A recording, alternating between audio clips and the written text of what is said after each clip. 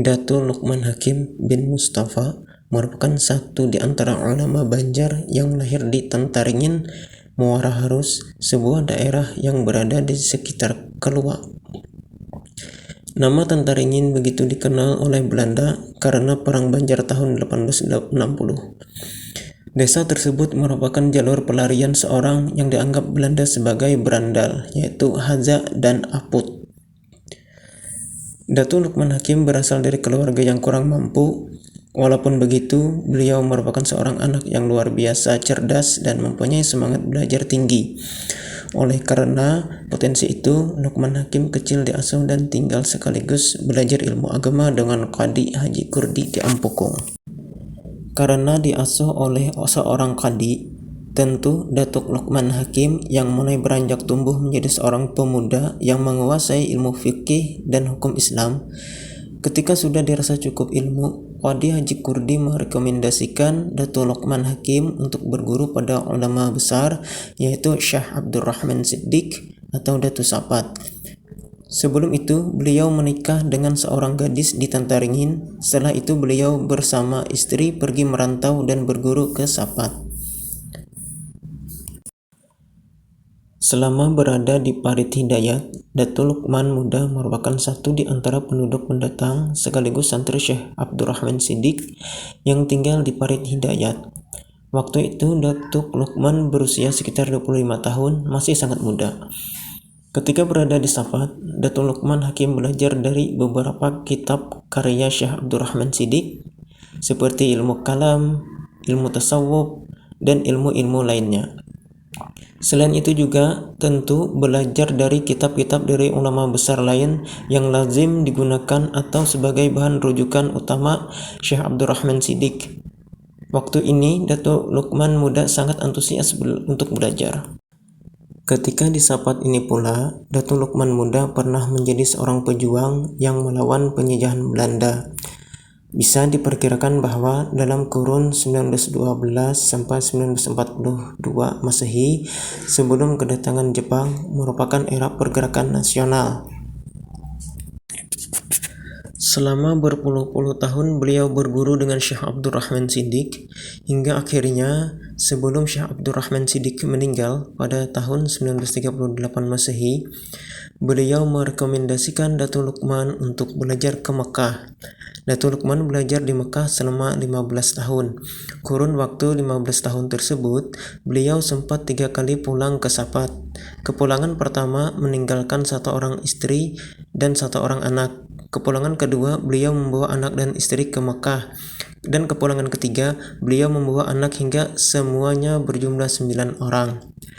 Beberapa puluh tahun setelah kepulangan dari Mekah, istri beliau meninggal di Sapat tanpa pernah lagi pulang ke Tantaringin. Selama di Sapat, beliau mendirikan sebuah pondok pesantren, masjid dan majelis di daerah Parit Abah.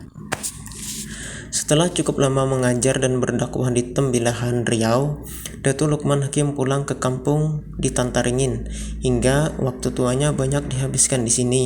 Dia menikah lagi dengan seorang perempuan yang berasal dari Muara Harus. Ketika di Tantaringin ini, beliau sempat membuka majelis taklim dan mendirikan madrasah yang kini menjadi MTSN Tantaringin. Ketika di Tantaringin pula, beliau banyak mengajarkan kepada umum tentang fikih, nahwu sharaf, tauhid, dan tasawuf.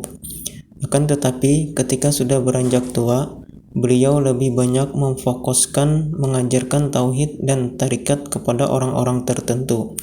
Adapun tarikat yang beliau ajarkan adalah Samaniyah. Menurut cucunya, Datuk Lukman sering lupa diri ketika sudah berzikir dan bertasbih karena saking nikmatnya menghadap Allah Subhanahu wa taala. Sebenarnya Datuk Lukman pernah menulis kitab, tetapi keberadaannya raib entah kemana.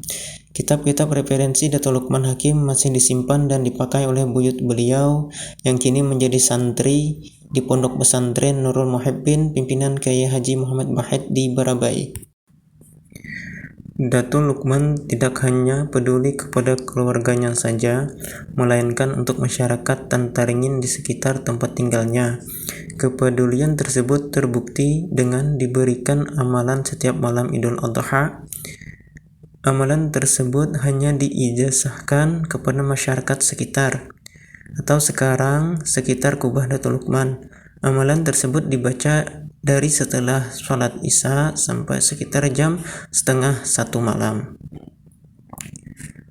Menjelang akhir hayat beliau, Datuk Lukman hanya bisa mengajar dan ditemui oleh orang-orang tertentu.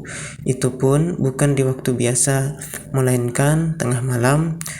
Di antara yang pernah mendatangi beliau adalah Waliullah Datuk Amir Husin bin Buwazim dari Lampihong atau Kubah Bagirap. Datuk Lukman Hakim meninggal pada tanggal 5 Maret 1992 Masehi, berusia sekitar 145 tahun, sekitar jam 04.00 WITA.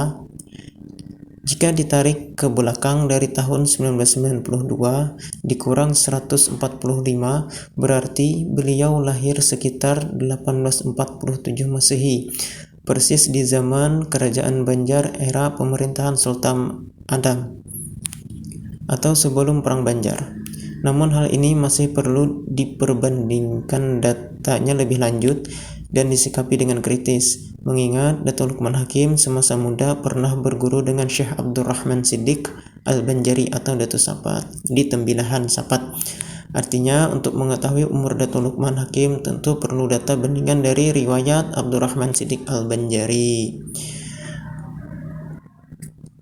Sekian riwayat singkat dari seorang datu dari Tabalong, yaitu Datuk Lukmanul Hakim. Assalamualaikum warahmatullahi wabarakatuh.